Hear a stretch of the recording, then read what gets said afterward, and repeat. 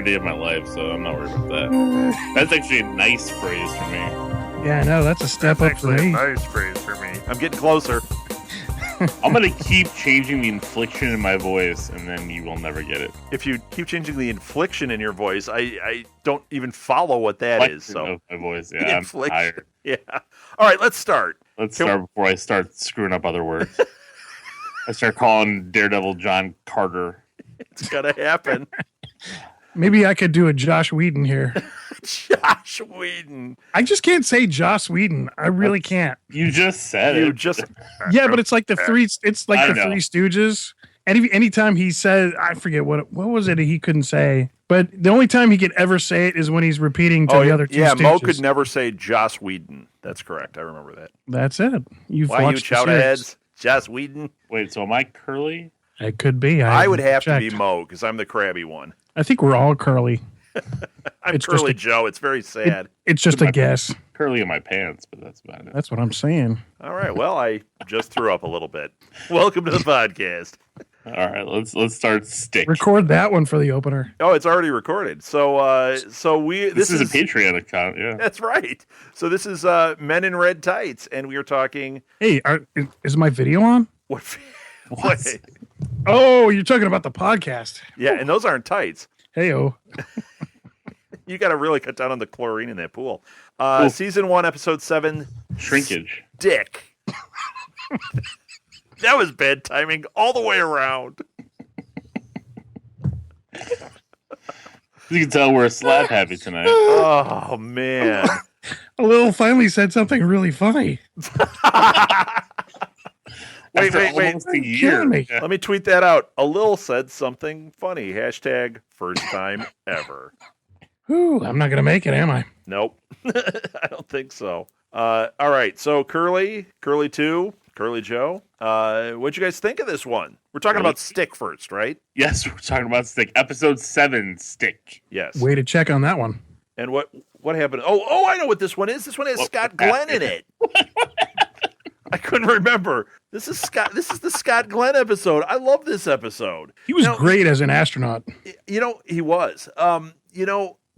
It's funny. We have another podcast on the regular Nuff Said stream where they did Daredevil, okay? And they're on the last episode this week, so way ahead of us. And I have to edit these, so I try not to listen. But if I remember right, this is the episode they were complaining about. They didn't like it. Yeah, they didn't like it. What did they see? I thought it was great. Did you guys like it? I loved it. I mean, we got backstory.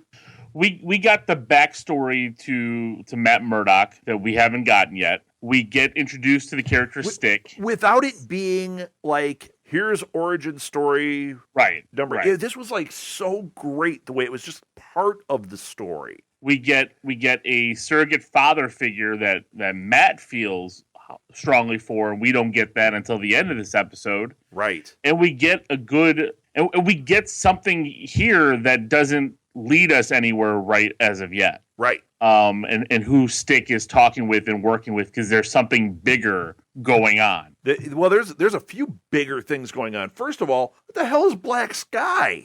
They showed the kid. They said this is Black Sky, but then they also made a reference to this Black Sky. Like, this is like, is it like a weaponized kid?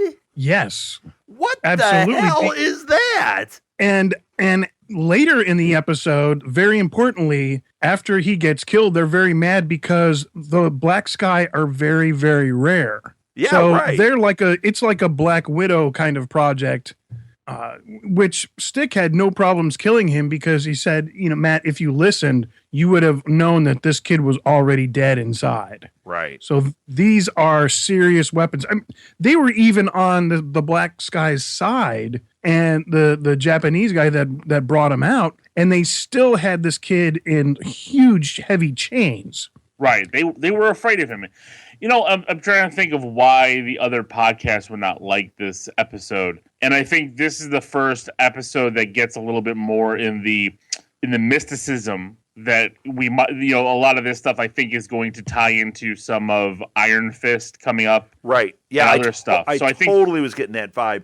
I felt like it was leading us in another direction here, which I think is great. Like, I think this episode made me feel like we are in the throes of this series. And it really kind of launched Daredevil as a super. Because it's not just about being blinded. It's not just about, oh, he's got a little extra this or that. There's something extra special. And Glenn has found him, Stick, has found him in that formative stage. How do you know his name's Glenn?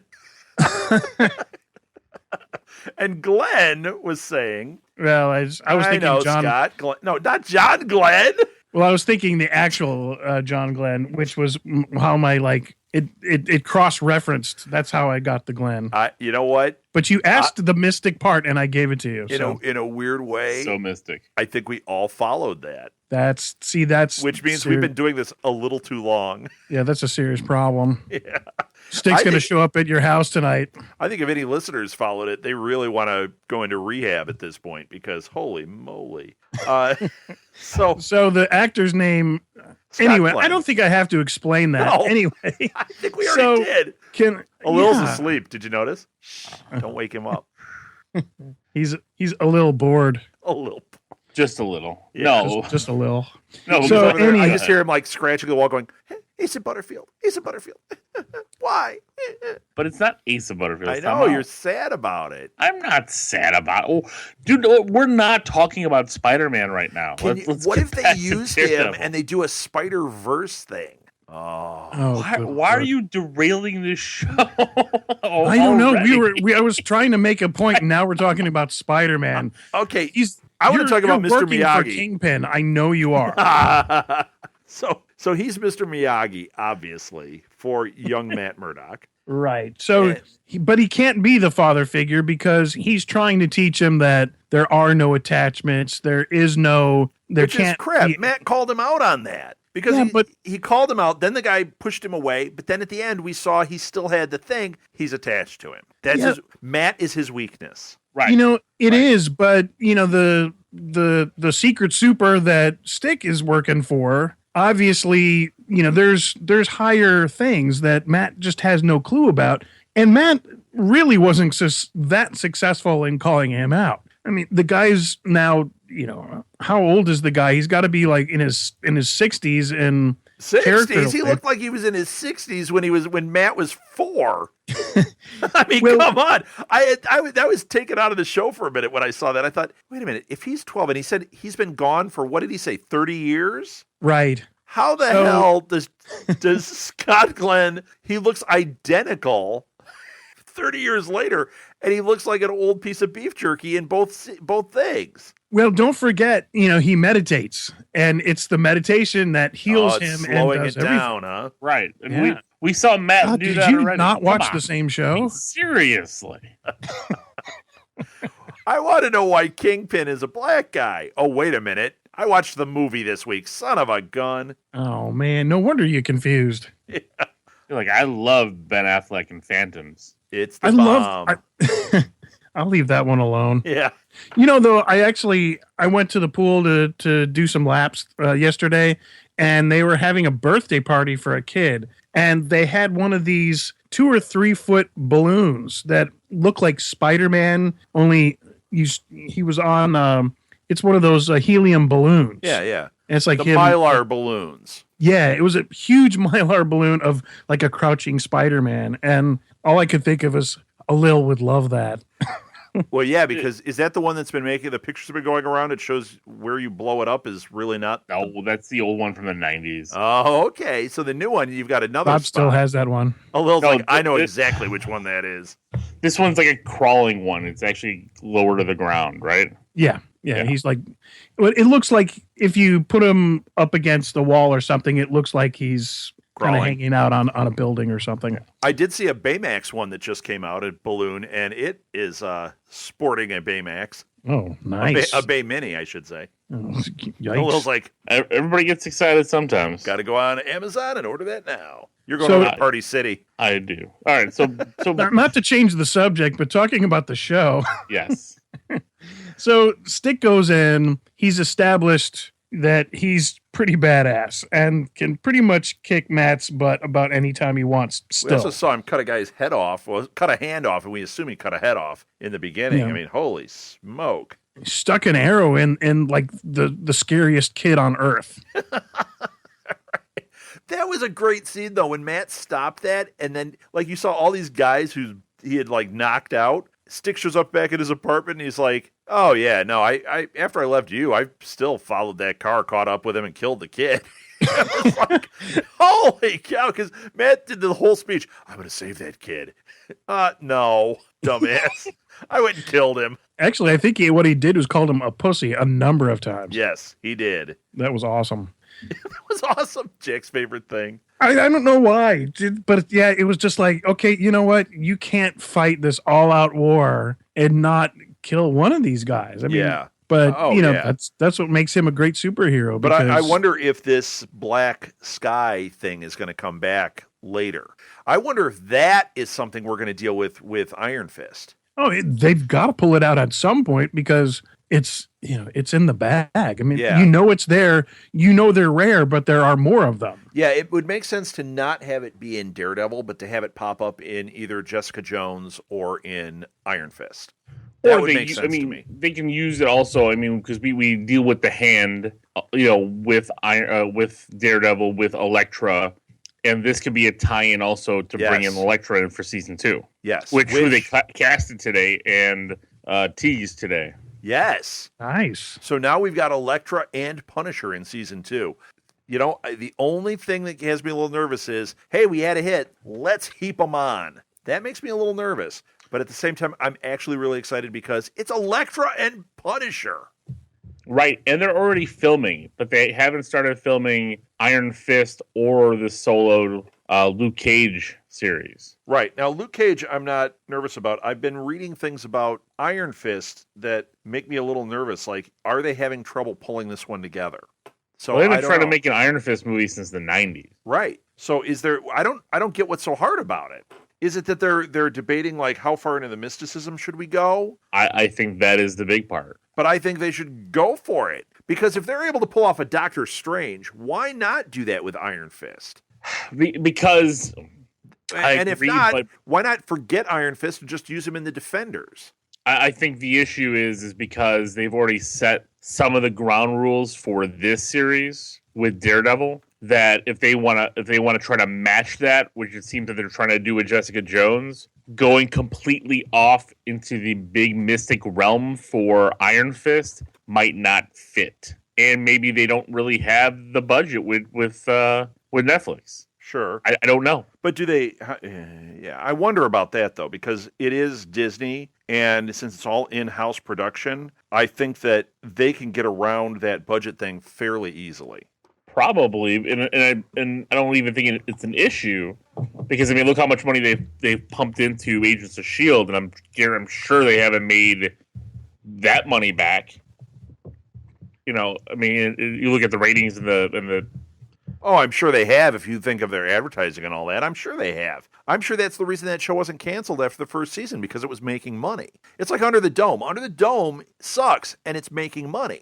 If you're talking sales of DVDs, well, no. Probably not. It's not matching what people would expect, but they probably could charge a pretty hefty fine for advertising on it. Not if the ratings are low, though. The ratings aren't low enough. They're still high. Like when people say low, if you're in the number 5 spot for the week, you're low. Well, no, you're actually not. It's still X amount of years. There's a threshold that they look at for that. If it drops below that threshold, like Hannibal did, that's when you go, well, wait, this is a great show, but economically, it's not making sense to keep it around. Yeah. All right. So I think that's the boat they're in. And as far as these go, I think that they have their deal with Netflix, but I would be really interested to see what their financial arrangement really is. Netflix probably paid a hefty amount, but they're probably putting a lot more into it than Netflix paid. So does that mean that they're making their money? They're using these to make money off of other licensed things, to draw more movie tickets? I mean, how do they match that up? I wonder. I mean, I'm loving that they're doing it, but I wonder about that. Just like their one-shots. They dropped the one-shots. Why did they drop them? There wasn't a return on. there's wasn't no a return on money. Why? Everyone's getting stuff digitally. Why would they continue to put all that effort into the DVD releases? Why spend that money? It's true. It's sad because I wish they would put, 10 mini movies on every disc and we'd get another, 16 hours of Marvel fun every time a movie comes out. But actually, what they should do is they should use Netflix to do the one shots and just have a series of one shots. Yes. Then you get at least a return on your investment if you get in between any advertising or subscribers or that kind of thing. No, and you're still getting that part of the MCU out. Yeah, well, Alil has the right idea with you do just like every year have a mini run series, the one shots, but you put out like 4 a year. That way you can use your actors, you can develop your characters, you can use your directors, but they're just one shots. Who wouldn't watch that? That's like that Pixar thing. You remember that Pixar disc where they had all the shorts that they had done just on a disc? It was fantastic. I own that. Yeah, it's great. It's great. It's the same idea. Why haven't they hired us? Why don't we have a hotline to Kevin Feige and a big old bank account? Huh? They're just not on the ball. Yeah, that's right. Because they're listening now for. Are you? Yeah, getting it free, right? Exactly. You know what? Hey, Marvel, Patreon. That's what I could say to you. That's right. Joss Whedon. I'm frankly not in it anymore. Actually, that was my Joss Whedon. Did you like that? That was wonderful. I'm not Actually, that sounded more like me than it sounded before. Hey-o. If you just switch your impersonation of me to a Joss Whedon, you'd be right on target. I think it's because when I think of Joss Whedon, I think of you, Jack. That's comforting. Yeah. Nice. When I think of Josh Whedon, I definitely think of you. So pretty much. All right. So how did this episode end now? There was a telling moment in here too. I want to bring up. Okay. God. The Karen Foggy Matt love triangle that's developing, even though they're not showing us much of it yet. Foggy is definitely like head over heels. I thought they were leading us up to this point that so was Karen. I thought, okay, they're doing the story completely differently, and I'm okay with that. But there was that scene when the guy says to Karen, the woman says the handsome lawyer, and Karen goes, Matt? And she goes, no, Alina, the woman. She goes, no, Mr. Foggy. And Karen looked like, what are you talking about? Like this whole relationship that we saw developing, she is oblivious to. Yeah, I have a hard time believing that because this pair, it's been both of them. Yeah, why did that seem weird? It did. Well, I think it kind of it gives that tension. And you can't just take it away that quickly. I think it's a mistake on their part, but I can see why they do it because, of course, Matt is the big, strong super. Of course, the good-looking blonde wouldn't consider the sidekick. Well, I think that was weird, though. I think it was uncomfortable. Well, that was weird, and the fact that Night Nurse is gone, and I'm like, wait a minute, there seemed to be a relationship developing there, which was interesting, and I liked that it was going that direction instead of towards Karen, and Karen was going towards Foggy. Now I'm going, wait a minute, are they going to create a love triangle tension for no reason? Did we need it? I think we had it with Night Nurse, and they've just kind of abandoned that because, of course, Matt decided, we're getting too close. Right, ditched her, right. I'm going to get you killed. It's a liability, which is, of course, what Stick has been trying to drive into his head 20 years ago. And he's, even though he seems not to get it, he seemed to kind of get it there. But they've completely abandoned her on these two. I mean, is that going to be... I don't think that they can do that. Now without that kind of love interest, I think they kind of awkwardly went with this. Yeah. What do you think, Alil? Well, you've watched ahead. I have, so that's why So you want to remain neutral on the subject. I don't. But if you take it up to this point, where in the last episode they were very close, they had their little date at Elena's house. Right. And all of a sudden she's like, this is the next day or 2 days later, and she's like, what? He's interested in me? Like, how dense is she? Well, it's because he's that little lovable guy, but you don't see him as that person. And that's how they're playing up Foggy. I mean, that's how they're playing Foggy's him in the up. friend zone. And he proves it in this episode that he's more. Yeah. Right. Okay, wait a minute. Let's talk about this stupid Foggy moment. Why didn't we see him just hit the guy with the bat? He throws a ball and knocks the guy out. Did you see? He threw the ball. The guy falls to the ground. The guy's like, oh. They have their scene while this guy's lying there, oh, because he got hit with a ball. Like, that's stupid. Maybe he was a I pitcher. beamed a kid with a ball. He didn't get knocked out. Yeah, but Maybe he hit the ball with the bat. your daughter throws better than you, so True. Yeah, I thought that was kind of strange. I thought maybe if he had like you see the ball whip by and the guy, like, what the hell? And then he gets clocked with the bat. That would have made more sense. How about the fact that she burned his eyes out with the mace? Holy smoke. That looked like rat poison the way that thing shot. Have you guys ever seen Mace? Mace doesn't do that. It doesn't look like foamy rat poison. Yeah, you have to. It's like explosions. When you see a real grenade go off, it's not this big fireball. It's just a big concussion that was there 1 second and now it's not. Right. But for TV, it's not that impressive. Right, It just destroys gotta everything within a small radius. So they add the little explosion. I think that's what they did there. It looked like shaving cream coming out of it. Scrubbing bubbles, I think is what it was. nice. But man, if you That got would scrubbing burn. bubbles in your eye, that would probably really, really hurt. We Yeah, I learned the agree. redness out so you don't have to. I don't think that's the commercial, but It is. It's a scrubbing bubbles. Yeah, How come on. dare you, Lil? Not It's like know- a pre-90 commercial. It is. Well, so am I. You forget Lil's just still such a baby. Oh yeah, we'll be tender with you, Lil. We use powder. I'm so confused at why you'll be tender. All right. Yeah, so That's the confusing part. yes. Right. Sorry, go on. So, but I mean, this scene here kind of shows her that Foggy is the real deal, and I really truly believe that. And I believe this whole time Matt really hasn't shown interest in her. Yeah, and when they get back to the law firm, he pretty much treats them both like their daddy. Right. Gives him the little spanking, little talking to, and the only reason he's picked up on half of that is because he could hear, half of it. Well, you can hear when he was heartbeats and all that stuff going on. Right. But, he heard the little snippet. And of course, if this guy can hear across, halfway across town, we really know he heard the whole thing. Right. And, Right. Plus he knows that her and Foggy have been snooping around from other sources. I forget who we talked to. So he already knew they were doing something. But yeah, it's really established him more as the boss or her father figure or protector. Right. So and Karen did introduce Ben and Foggy to Ben. Or Ben but she introduced Ben and Foggy to each other.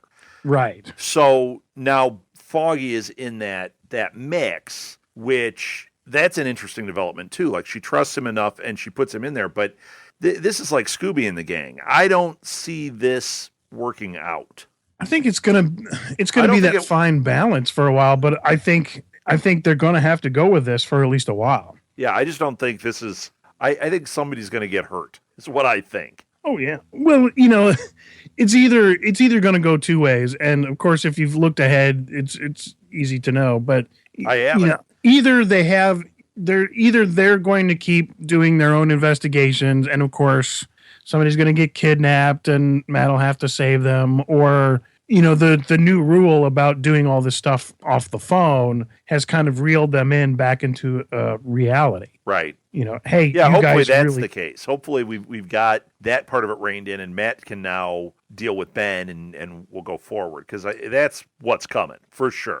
Even in suspending disbelief, you just can't have Foggy and her going out and confronting these guys all the time. So last thing from this episode, who was that guy that Stick talked to? Do you guys know? No idea. I have no idea. You do, Lil? No, I said I have no idea. Because I really do think he's going to be tied into Iron Fist. I don't know the Iron Fist comics that well. I've read a few, mainly when he was teamed up, So I don't know his mythology. I think I've read only a couple of just straight up Iron Fist. I've definitely read a few Defenders and some Power Man in Iron Fist. But no, Luke Cage and Power Man, Luke Cage and Iron Fist. But yeah, I don't know who that is, but I have a feeling we saw the back of a big bad. You think that's a big bad? I don't know. I think it might be. If it was a bad, why would they even put up with Matt? Because they're prepping him. When the doors open, is Matt going to be ready? I'll tell you why. He is essentially like Ra's al Ghul from Batman. He puts up with Batman because he trains him and he sees him as a useful tool. That's all the stuff, being a soldier, all the stuff that Stick was saying. Right. You need to kill. You need to go against. So this guy is his core values. This guy is Emperor Palpatine. Stick is Vader, and Matt is Luke. And Foggy is Jar Jar. Don't do that to Foggy. Me love you, Karen. I don't think this person will be bad, but I don't know. I agree. I think he's because you compared him to Ra's al Ghul or Ra's al Ghul, however you want to, which is fine, which I can kind of go with if that's where they're going with. And what do you go Emperor? It's not okay. That. Well, that was a joke. Come on, a little follow along. Ra's al Ghul is one of those characters that can be looked at either way, depending on the ethical standpoint you take.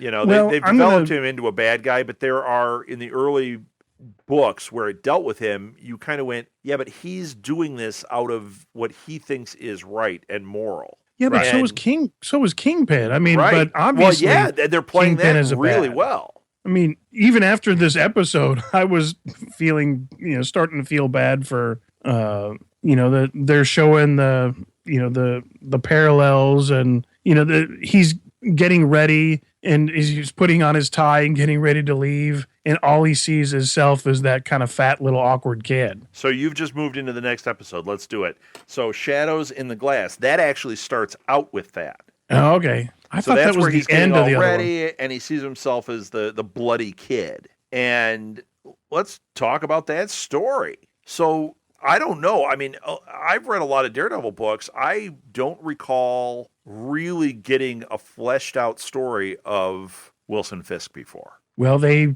did it this time. They sure did. Did you know his story, Olil?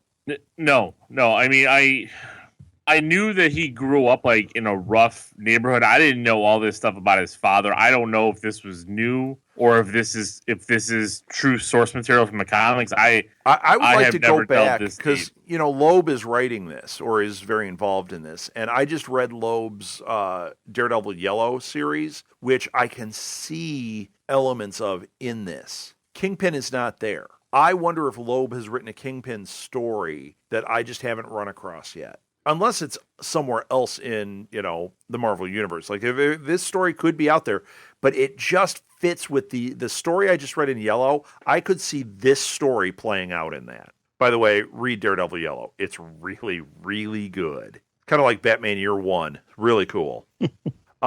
So, yeah, this thing with the dad and, like, that he was abusive and, like, all the lessons he was teaching to Wilson.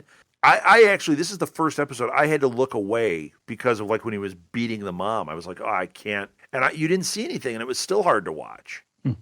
I'm looking at on the Marvel.com. Yeah. Wilson Fisk, the man who would one day become the Kingpin, started out as a common thug in the Bronx. He was noticed by one Don Rigoletto, an accomplished crime boss who admired Fisk's sheer brutality and hired him as his primary enforcer. He eventually murdered his benefactor and took control over his mob empire. So Rigoletto's the guy that his dad had borrowed money from. Right. So I wonder if they took that and kind of, put a little kind of essence of that in there and a little twist to it. But, that's what they have as the first part of his backstory. All right. And that's what I remember, that he was... I want to say a common thug, but a thug, Yeah, and he rose the ranks, and he was with this mobster. Yeah. That's what I always remembered. And the Daredevil movie tells that story probably as clear as anything else. I mean, this goes into a great mythology about it, which I really did like. with his father and how his father treated him and his mother and what his father wanted to do and what the mom ultimately did, teaching him how to be a Dexter. Holy cow. Oh man, did you see that coming? No. I mean, I saw him killing the dad coming because you saw the bloody kid and you're like, okay, he's going to kill. I thought he was going to kill both parents, but the mom's reaction, get the saw. I'm like, oh man. I didn't think he was going to kill both parents because he was close with his mom. I mean, his mom tried to protect him. It was that by feeding him typical cake. stereo. Yeah. Well, yeah, but I mean, Mama's making me feel better. I mean, you look at all the Harry Potter movies. Anytime somebody gets hurt, have some chocolate. It's just I don't know what it is, but that's what it does. But why do I feel like I'm in a little therapy session now? Why? Have some chocolate? Yeah. Every time I felt bad, Mom made me eat cake. I am Wilson Fisk. Yeah, just the way you said it, I was like, "Ooh, we just touched a nerve on a Lil." Not true, but yes. Okay. You might have touched a nerve. Yeah, I don't know. What nerve? Oh yeah, my fingers are clean. But it was powerful. He's being bullied. She's feeding him cake and just tells him outright, just eat it. It'll make you feel better. Yeah. I was like, wow, that's just going down the wrong way. And then the dad goes out and figures out what the bully is and goes and just whoops this kid senseless and then gets Wilson to start kicking him harder. And when the dad he's beating on the mom and he's finally grabs a hammer and tells him to stop it. And the dad's like, dude, what are you going to do? And turns around and just the one whack. It was like, I stopped breathing. That was fantastic too. The way you saw the blood kind of out of the back. Oh yeah. It's like, I thought that one hit was good enough, but then like he's sitting there feeling it. And then it was like, wham, wham. Yeah. That one wasn't good enough. He had to get some aggression out. Holy cow. And I mean, he just obliterated that dad. Oh yeah. And then that's when he just keep kicking him. Yeah. And the mom just like gets up and, starts hugging him. It's okay. But then I thought she was taping him in the body bag. I didn't think it was going to go into like a part a day for a week. We took a part a day down through it in the river. It's like, oh God, it's just and all he's Dextery. Oh man. And he's telling this to Vanessa. Yeah. Who's, waiting for that reaction. I was wondering, okay, is some part of his dad going to come out? But he just, what do you think? And she just looks at him. It's not your fault. Yeah. You're not a monster. You're not a monster. And the staring at the wall, that was really cool too. Because we watched him. How many times have we seen him do that? And now we know why. He's got that painting, The Rabbit in a Snowstorm. And you see that wall he was staring at looked so much like that. Oh yeah. Totally explains all, so many things coming up to this episode. Yeah. Oh, I loved this episode. I thought it was great. Yeah, it had some like real kind of deep psychological things where if you're kind of waiting for, the spin kicks and the explosions, it's not one of your feel good episodes. No, not at all. I mean, but you know what? It's a good mirror to the last episode.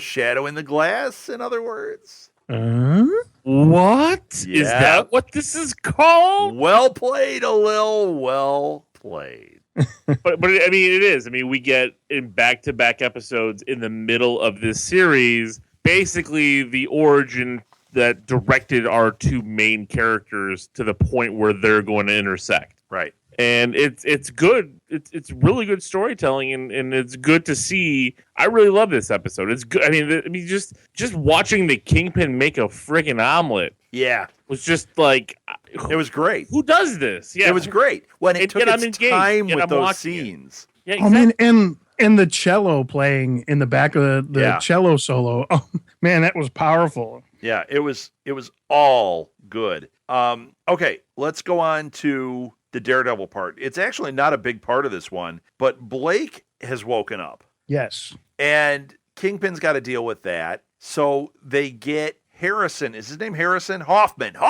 is his partner. I'm getting the names right tonight. This is the first. They get Hoffman, his partner, to go kill the guy. They've been partners for 35 years or something, or he's known him 35 years, and now he's going to go kill this guy.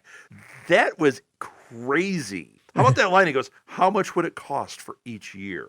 A round number. I'm like, oh my gosh. That whole thing, when you saw him going to the hospital, I mean, this to me was like a great episode, like in Sopranos. You know, you had those moments where you just held your breath. You knew what was going on. You knew what was happening. Somebody's doing something really bad, and you're just like, oh, I can't stop watching. That's what this scene was. It reminded me of like The Wire or Dexter or Sopranos, like one of those where it's like, oh man, I see what's going to happen here, and I gotta watch. Well, but did you see it coming, the fact that we knew he was going to kill his partner? He has to kill his partner because otherwise they have to kill him, and then they have to go and figure out how to kill his partner. Right. But did you see Matt walking into another PR nightmare? Right. Like he goes in because he seems to be a little oblivious to that. Yeah, it's like, how can you be not like cognizant of what's going around you? You walked in, it looks like Matt killed another guy. Because he's only driven to figure out this Fisk thing. That is his only thing. He has singular vision. That to me was a surprise. I didn't know he was in the room.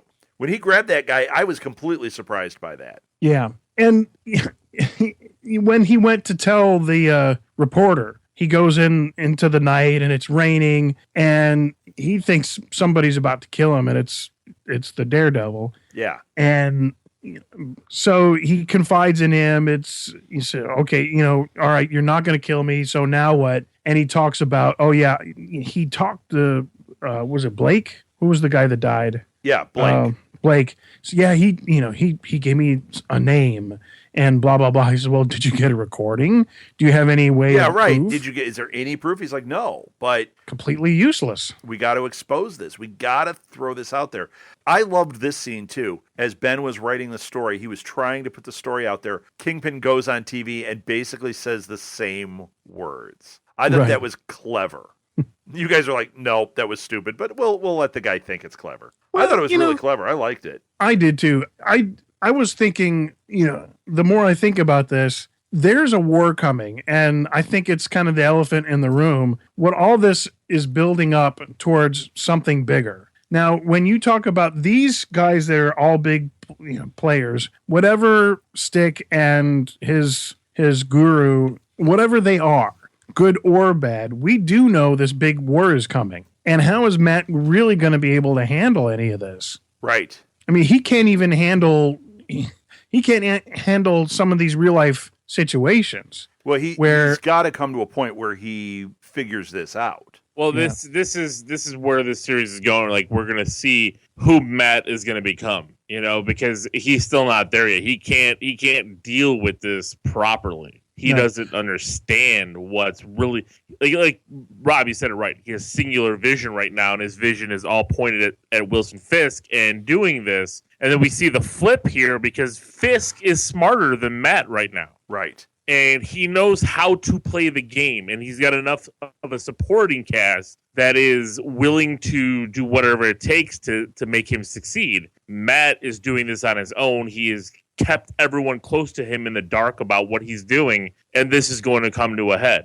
Right, and which is funny because that's the same thing that he's accused Karen and Foggy of doing, and it doesn't work. I wonder if that's where these two. It's going to have to follow where, at some point they've got to come into the know. They keep talking, Foggy, this masked guy, he's a terrorist and blah, blah, blah. Of course, we know it's Matt. And so, you get the little chuckle. But we know Foggy finds out about this in the series at some point, just because of the backstory. So here's what I think is this is what's going to lead them to come in, to have that voice of reason and, have some sort of powwow where he gets a little direction. Yeah.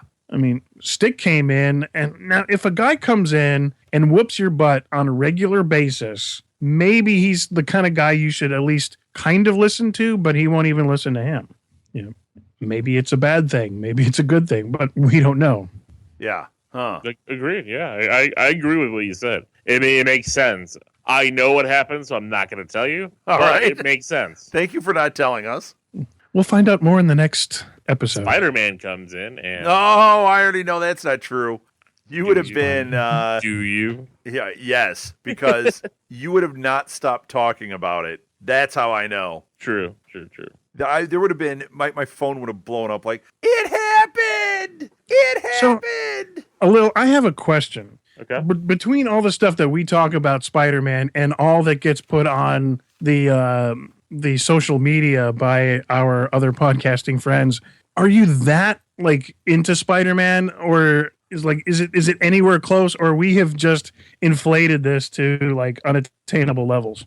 No, it's pretty bad. I'm not gonna brag, but I have a nice size home. Okay, I have a really big, nice home. It's brand new built. Show off. The first thing I put in my house in my entryway is a 6-foot cardboard cutout of Spider-Man when we first moved in, and my wife said, "Yeah, just keep it there. It's no big deal. We'll find a place for it later." We've been in this house now 8 years. It's still there. We've decorated for the holidays. It gets a little Santa hat for the holidays. If you go into my den, which is where I record, it's my office where I work. If I work from home, or is it your Bat cave? Huh? Or is it your Bat cave? No, because it's nothing Batman on my walls. It's a spider cave. Yes.